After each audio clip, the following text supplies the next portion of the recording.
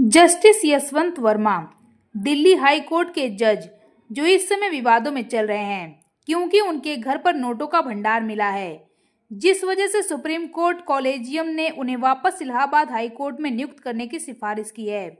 कहा जा रहा है कि होली वाले दिन यानी कि 14 मार्च को जज यशवंत वर्मा के घर में आग लगी थी। जब फायर ब्रिगेड की टीम बुलाया गया और आग बुझाया गया तब उनके घर पर भारी मात्रा में कैश मिला, जिसके बाद न्यायपालिका की निष्पक्षता पर लगातार सवाल उठ रहे हैं।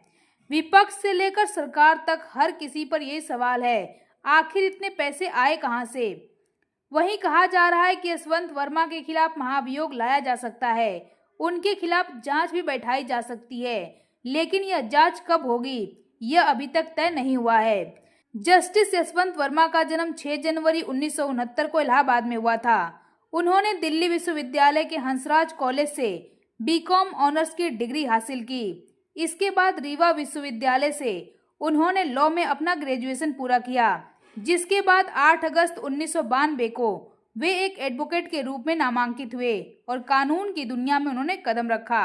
यशवंत वर्मा के कैरियर को अगर समझा जाए तो उन्होंने सबसे ज्यादा संवैधानिक, इंडस्ट्रियल विवाद, कॉरपोरेट, टैक्सेशन, पर्यावरण जैसे केस लड़े हैं। लंबे समय तक वे इलाहाबाद हाई कोर्ट के विशेष वकील के रूप में भी काम कर चुके हैं। साल 2012 से 13 तक यशवंत वर्मा ने यूपी के मुख्य अस्थायी वकील के रूप में काम किया। फिर वो एक सीनियर एडवोकेट के रूप में नामित हो गए। उन्हें एक बड़ा प्रमोशन 13 अक्टूबर 2014 को तब मिला जब वे एडिशनल जज बन गए।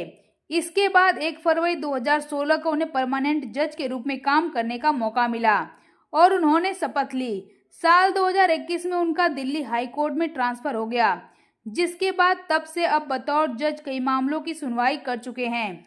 अभिव्यक्ति की आज़ादी को लेकर भी उनकी एक अहम टिप्पणी रही है। जनवरी 2023 में नेटफ्लिक्स की web series trial by fire को लेकर सुनवाई हुई थी।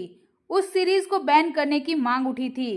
तब रियल एस्टेट कारोबारी सुशील बंसल ने उस याचिका को दायर किया था, लेकिन तब जस्टिस वर्मा ने जोर देकर कहा था कि अभिव्यक्ति की स्वतंत्रता को बनाए रखना काफी अहम है। हो सकता है कि सरकारें कुछ चीजों को प्रकाशित करने के पक्ष में ना हो, लेकिन स्वतंत्रता बनी रहनी चाहिए। वहीं इन सब के बाद उनके घर पर इतनी मात्रा में कैश का मिलना और अभी तक कोई कार्रवाई ना होना सरकार पर भी सवाल खड़ा कर रही है।